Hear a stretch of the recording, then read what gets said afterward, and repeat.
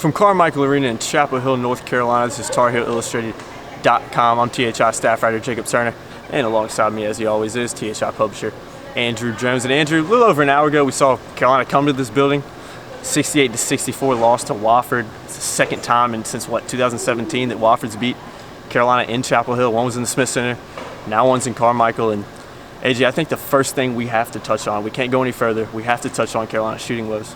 This team, throughout this whole season, really has struggled to shoot the ball. It's been very glaring over the past few weeks in particular. This team is not shooting well. It's not getting any better. And they didn't even get over the 50-point mark until halfway through the second half today. So, AJ, this team right now, they just can't put the ball in the basket.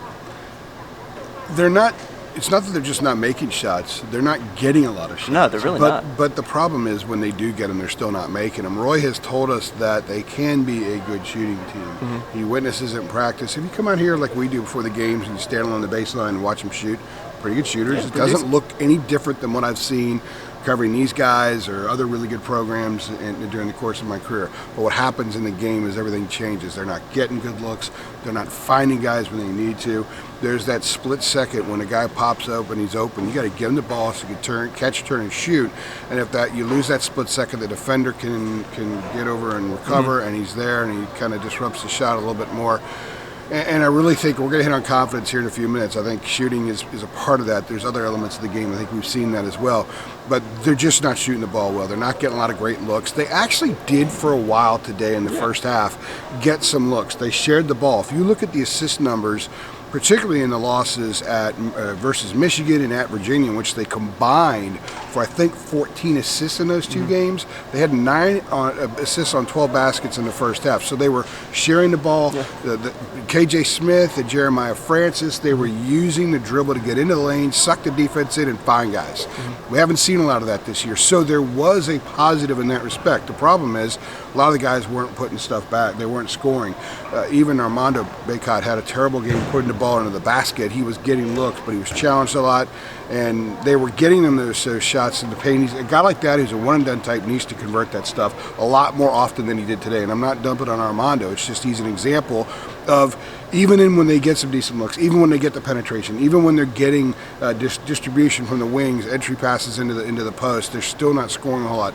Garrison Brooks was fairly efficient today, but other guys just missing too many shots. I think they were at 36% from the game, and you're not going to win a lot of games when you shoot 36% unless you're Tony Bennett's defense, and they're not that. Nobody is that. So for this team to start winning basketball games, they're going to have to hit more shots.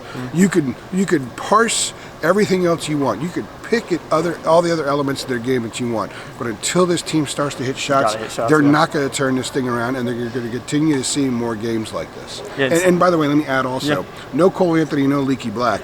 I don't think that was a factor in them not making shots today. No. They actually got more shots than they have been, and these are guys recruited to come to North Carolina. They should be able to hit shots. So regardless of whether Cole and Leaky run the floor or not, they had enough open looks today. They just didn't knock enough of them down, and that's why they took their third straight loss. Yeah, and speaking of not hitting shots, I think one of the biggest turning points in this game, if not the biggest turning point in that game, was Wofford in the second half coming out in that 16-0 run. Not coming out. They came out. What was the run they came out when they started? 21-6 when they came out. Or 23-6 actually. And then a few minutes into the second half, they go on a big 16-0 run, and after that, Carolina couldn't really get themselves back into the game. They had a chance late, and they cut the 4, but still, it wasn't ever really close enough to where Carolina looked like they were going to have a legit shot to win this game. So, AJ, that 16-0 run in the second half just completely flipped things around. Yeah, Wofford scored 5 quick points to start the second half. Carolina had a 36-32 lead at halftime. Then Wofford went up, and you could tell them right away, like they were a little bit more energized coming out in the second half. Carolina hit a couple of shots. They led 42-39, and then Wofford scored 16 straight points. And it was a similar point in the game when Ohio State exploded on Carolina in the second half a week and a half ago. Think about this in the last 3 games. Ohio State at 15:57 left in the game. They went on a 35-12 run to close the game. Okay, last Sunday, Virginia up in Charlottesville, 10:36 left. It's a 4-point game. They go on a 16-3 run, and with the pace that they play, that's an unbelievable run. Game over. Okay, and then today, Wofford. This isn't Ohio State. This isn't Virginia. It's Wofford. 16-0 run. They went up 55-42. Carolina played catch up from that point on. credit the Tar Heels for making a push. Brandon Robinson, who was dealing with a knee, dealing with a shin, maybe dealing with an ankle, all kinds of stuff it looked like to me. I don't know for sure.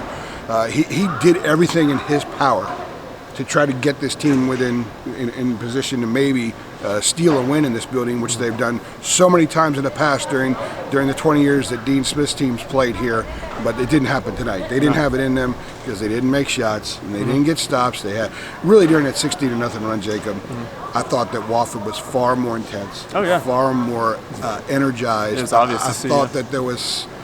I don't want to say fight was missing from Carolina, but I think the third thing we're going to talk about was an issue during that run. Yeah, 100%. And that's a good segue into the third segue. thing we're going to talk about. Yeah, I think another big glaring thing for today is just confidence. I mean, this team right now lost 3 straight, 4 of the last 5. Confidence has to be low. I mean, players can say whatever they want. I know you talk to a lot of guys about that, particularly with shooting. The more you shoot the ball, does the confidence go down if the ball's not going in the basket? But overall right now, when you look at Carolina struggling to shoot the ball, you look at how they've struggled over the past 5 games, really. I mean, confidence right now has to be low with this team, and I think it is based on what we're seeing on the court over these past 2-3 weeks. I asked Garrison Brooks after the game, and you can see the video here on our YouTube channel, also on our site, THIillustrated.com. I said, how much is shooting the basketball mental? And he said, a lot. A lot, it is. And I said, okay, so when a guy is feeling it and a guy is on, he's hitting all kinds of shots, teammates will say, such and such was feeling it. I said, is the opposite true when a guy is not hitting? And he said yes. I said, do you sense that right now when you look around on the floor that guys are sort of almost carrying themselves that way? And he said yes. So it's not just 1 or 2 guys that are not confident just in themselves, but they've got to get more confident in each other as well. And it's not like, I'm not saying that Garrison's saying I don't think this guy can shoot or that guy can shoot. It's he knows that they're not confident right now. They're not confident. So that affects everything. And I thought that 16-0 run, there was a stretch where lack of confidence affected everything that they did. Yeah. The rebounding numbers in that stretch was Wofford doubled them up on the glass during that stretch. Carolina defensively was allowing a ton of open shots on the wing. There were even times in the lane where Carolina, you thought that they should be able to handle things a little bit better, and they didn't. And it's up here. And when this isn't working right, it slows everything down here, and you're less skilled and all that kind of stuff. And it's an equalizer in a sense. If a really talented guy is not super confident, the less talented guy who is super confident can match him or even beat him on that given day. And I think we saw that today. Another loss for Carolina, 3rd straight, 68-64 to Wofford. Obviously, AJ, you'll be headed out west next Tuesday. Carolina, it doesn't get any easier for Carolina. Gonzaga Wednesday and UCLA in Vegas on Saturday. So it doesn't get any easier for Carolina, but obviously AJ will be out there. We'll also have a ton of football-related content coming this next week. But for THIillustrated.com, I'm THI staff writer Jacob Turner. He's been THI publisher Andrew Jones, and be sure to like this video, check out our YouTube channel, and subscribe if you enjoyed this. We'll see you guys next time. Thanks.